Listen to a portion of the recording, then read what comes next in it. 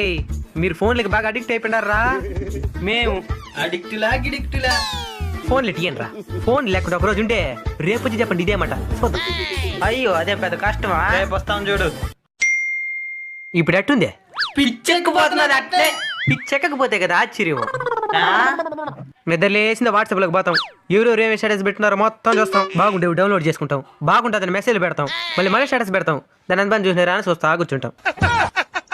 మళ్ళీ ఫేస్బుక్లోకి పోతాం, స్టోరీలు, ఫోటోలు, వీడియోలు, మెసేజ్లు, లైక్లు, షేర్లు ఇవన్నీ చేసి మళ్ళీ ఇన్స్టాగ్రామ్లోకి దొక్కుతాం. ఇంకా అక్కడ రీల్స్ చూస్తూనే ఉంటాం, ఎందుకు చూస్తున్నాం కూడా మనకి తెలియదు.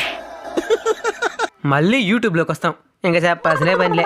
ఈ వీడియో ఏదో బాగున్నదా అని ఓపెన్ చేసి వస్తాం. తన పక్కన ఒక వీడియో వస్తుంది, దాన్ని ఓపెన్ చేసి వస్తాం. దాని కింద ఇంకో వీడియో సజెస్ట్ చేస్తుంది, దాన్ని కూడా చూస్తాం. ఇంకా చూస్తూనే ఉంటాం. వీటన్నిటికి మనం దూరంగా ఉండేది ఎప్పుడు తెలుసా? ఛార్జింగ్ పెట్టేటప్పుడు. అప్పుడు కూడా కొంతమంది వాడేస్తున్నారు.